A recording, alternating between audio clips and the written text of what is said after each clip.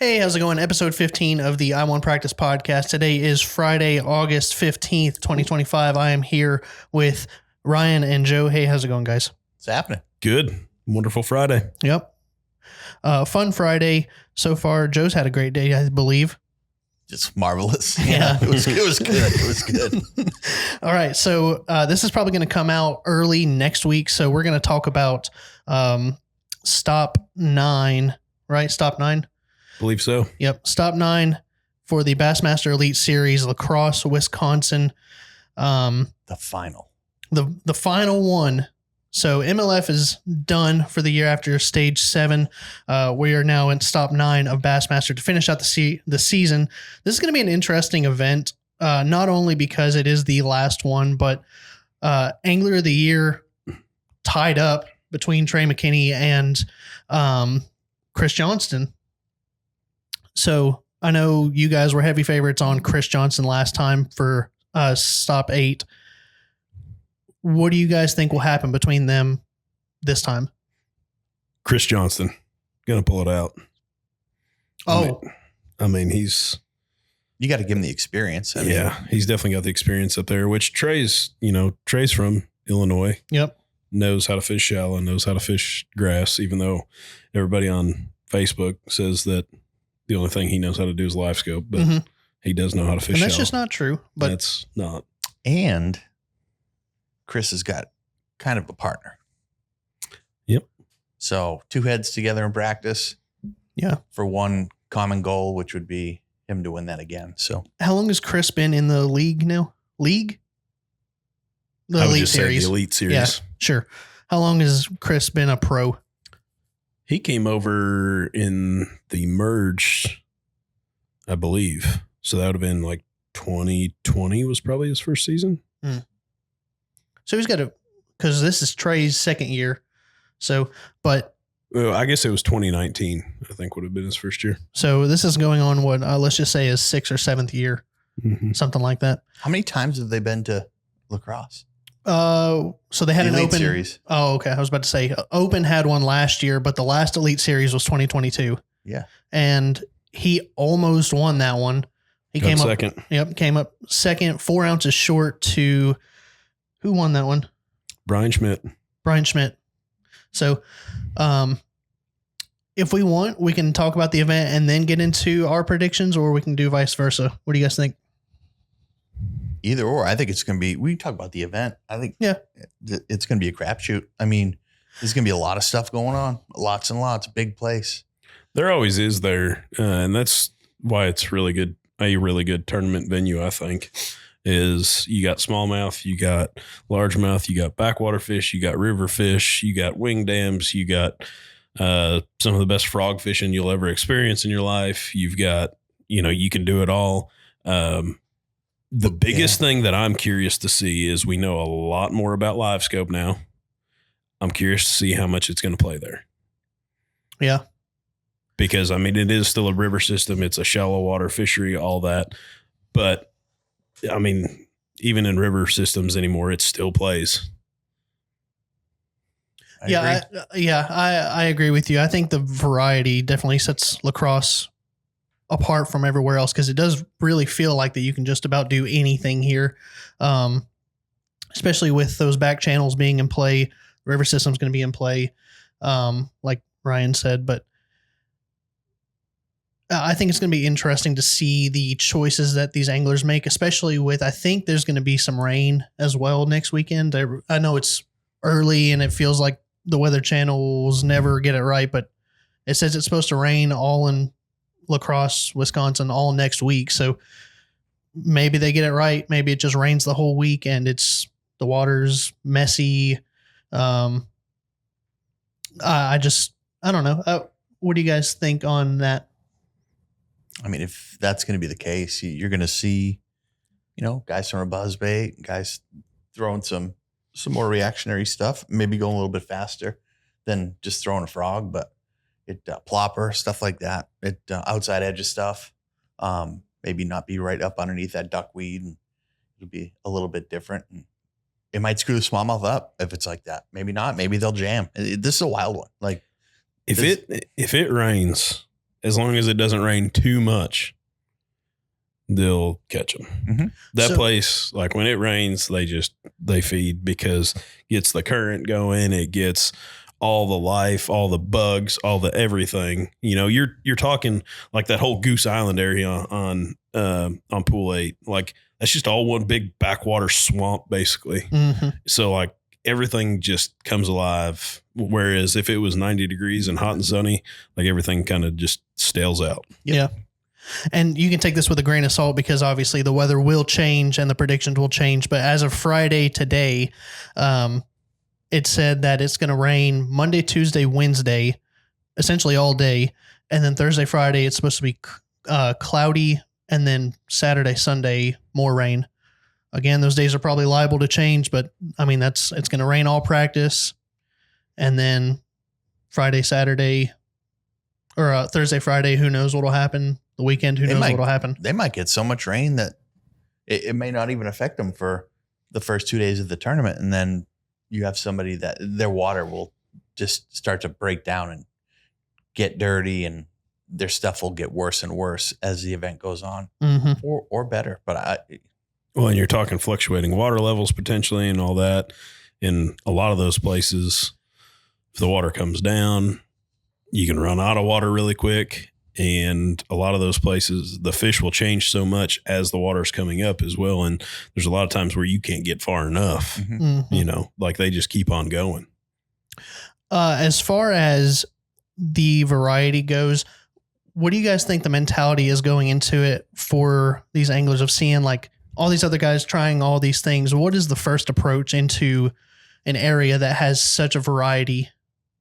I just think you're going to have guys who, I'm not going to say for the first time this year, but that place offers shallow water fishing even in August. Yep. So people are just going to be, I don't want to say happy to fish, but they're going to be fishing the way they want to fish. Yep.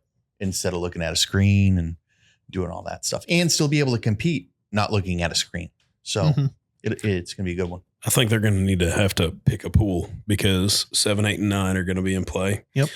And at that place, you can spend a lot of time, a lot of wasted time. You waste a lot of time trying to see different areas and everything.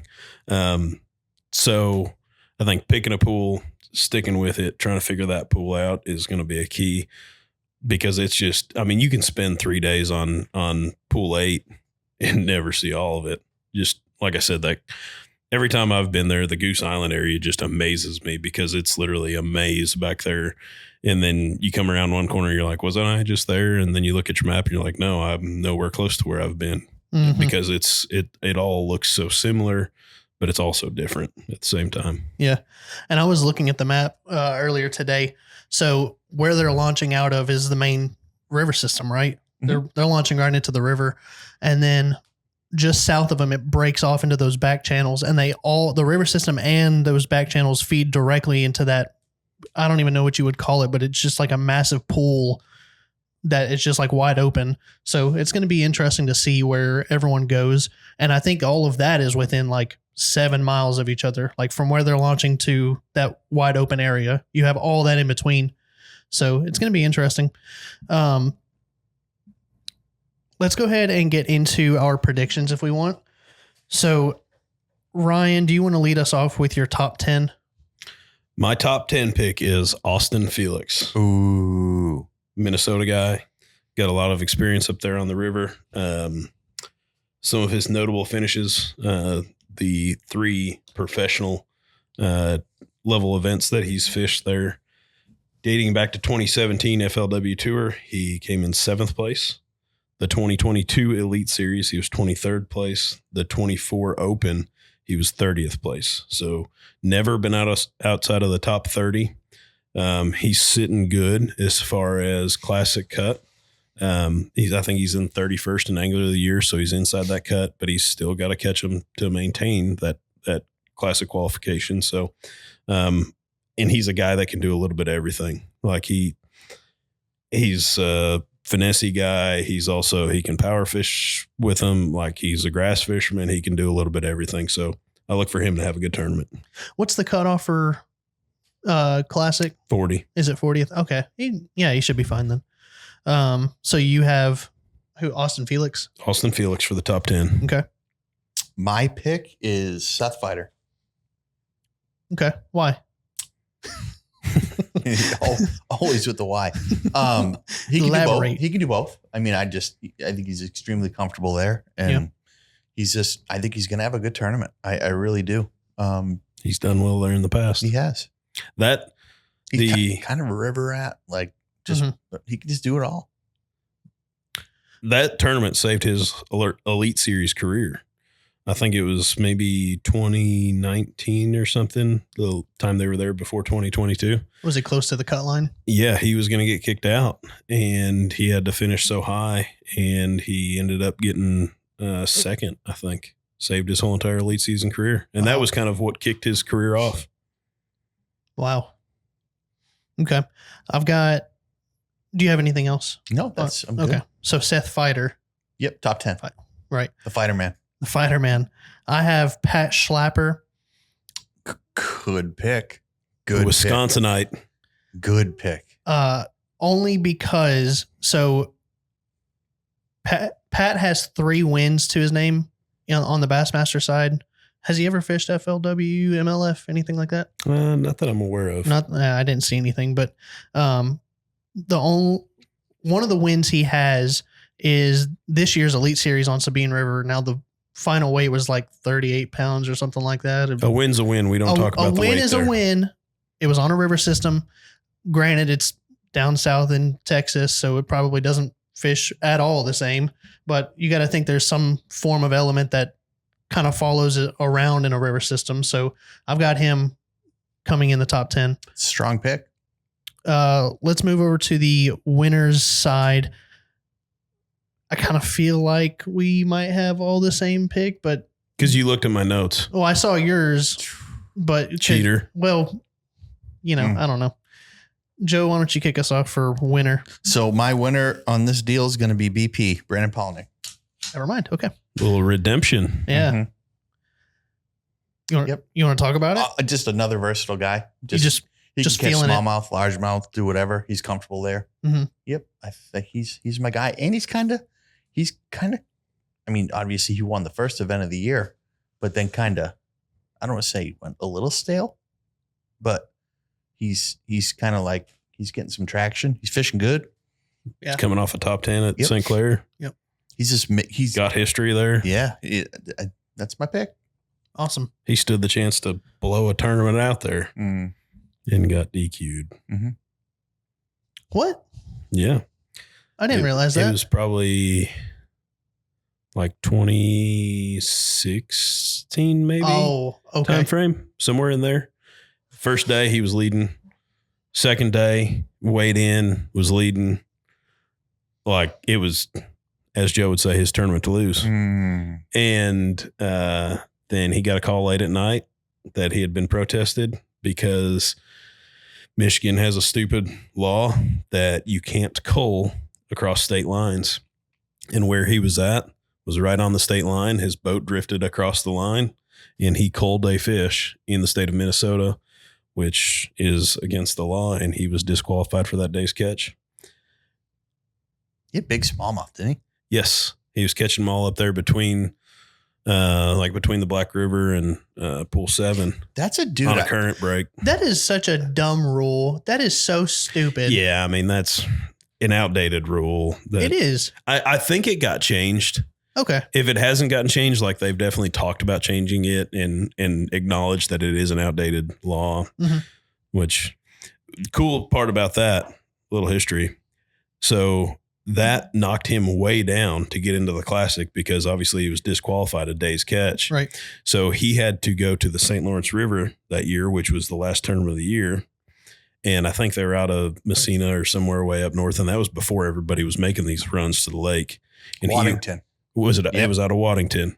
And he ran all the way to the lake. He was one of the only guys that ran all the way to the lake. He ran to Henderson. That was when you could win and you're in. And that was his only chance to get in the Classic. Ended up winning the tournament. Wow. I remember that like it was yesterday. Yeah, me too. Like that was. It was only 9 years ago, It was an awesome awesome deal, like storybook type deal. Rough Man. boat ride. Yeah. Like it was, yeah. I think he was going like 109 miles or something like that. Good Lord. It was wild. Is that accurate? 109 I'm not exactly sure on the, No. on in the that number. neighborhood? It was rough enough that it looked like 109 miles. Yeah. Like I can remember that the video stuff from that. It was Just curious, what were you doing in 2016? Very briefly. I was a junior in college. I was a senior in high school. dude. I don't even know. I- I don't even know what I had for breakfast. He was getting his AARP card. Getting you- those deals on hotel rooms. That's right. So you've got BP Yep. winning. Yes. Go ahead. I have the one and only Chris Johnston. Ooh. Okay. We've kind of already touched it. He got second last time he was there. Yep. Second in Angler, or actually tied for first in Angler of the Year. Yep. Still got momentum. Not like he had a bad tournament at St. Clair. He's got the history again. When you come in 12th, Yeah. it's like and everybody's thinking he's going to win. yeah. He comes in 12th and everybody's like, oh man, he sucked. Wow, what a fall off. Yeah. Yeah. Yeah. Like had a good tournament. Obviously still on that roll on that heater that he's on. So, and I mean, I'd like to think, like Joe said, anything that Corey's got, Corey's going to catch his fish and then give whatever he needs to Chris. I also have Chris Johnston. So I'll just say whatever points Ryan made, ditto. We should have let you go first and give your points. Well, that's why I wanted you to talk first. It's all Yeah, premeditated. cheater. Hey, Yeah, it's what all you said, premeditated. I agree with. Yeah. Thanks. So yeah, Chris How do you Johnston, think it's going to be won? probably fishing. Yeah. Good call. Probably through 4 days, 2 on a weekend. What's the technique? You gave us a technique on the last one. No, I didn't. Yeah. You said brush piles. Oh yeah. That was 2 episodes ago. No. Well, Yeah, I don't know. All right, let's make it easier for you. Spinning rod, or will be one on a spinning rod or a bait caster? Spinning rod. wrong. No. Oh, jeez. It'll be on a Donovan. spinning rod. Wrong. Man, I literally put one on a tee so you could hit it out of the park. Yeah, spinning rod. Why do you guys say no? Because I've been to lacrosse. Oh, see, I've never been to lacrosse. Well, I'm gonna say something. I've never been to lacrosse either, and it's not gonna. That's be already a one on better argument than his. Not gonna be one on a spinning rod. Okay, so bait caster. There you go. That's my final answer. Bait caster. Love it. Perfect. Braid or fluorocarbon?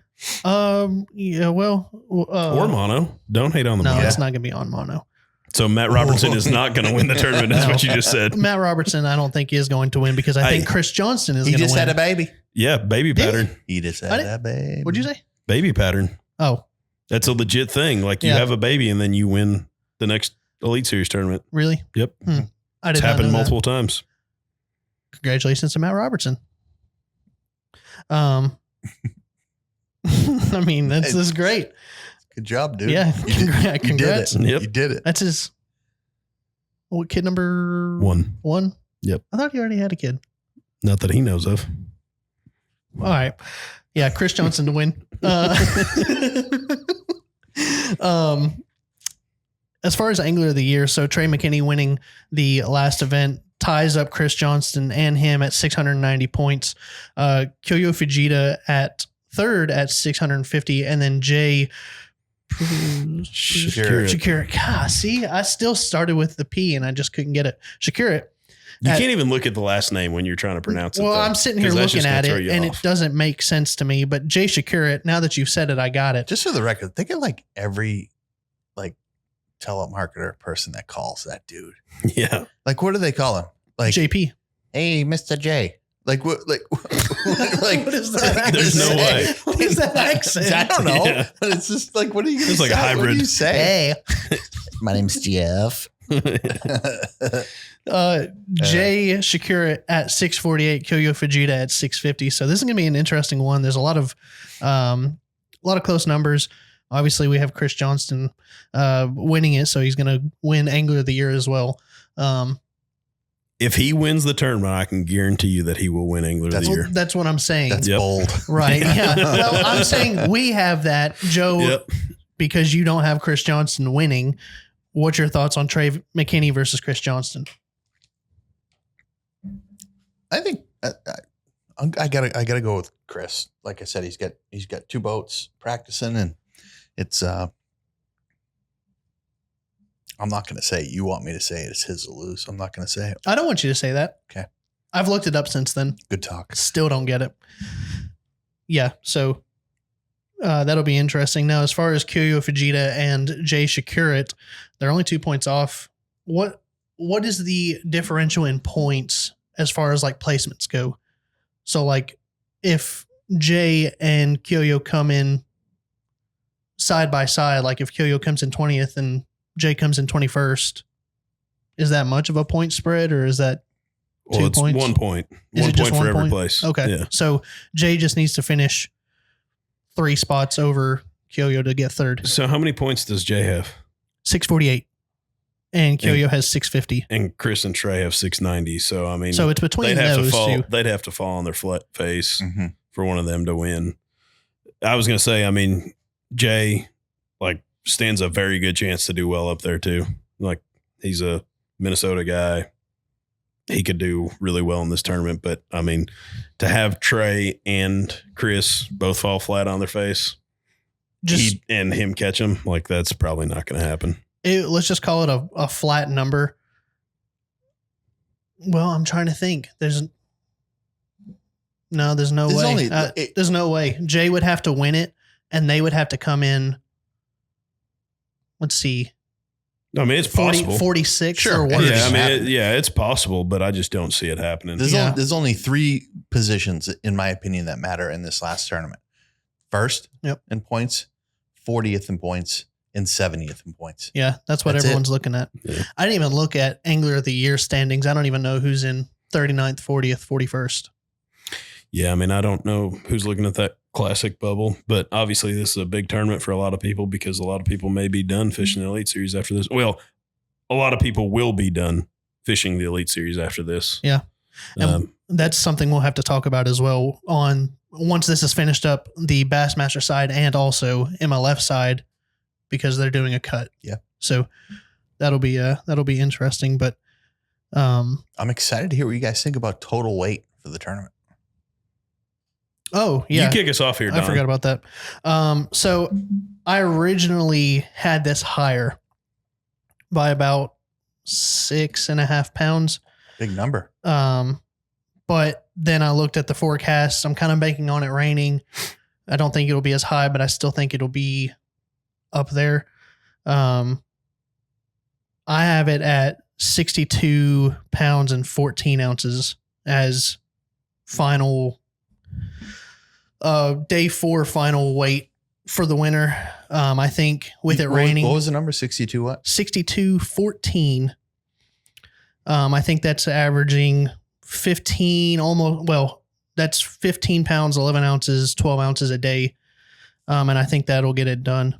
So you're thinking that the rain is going to hurt the bite.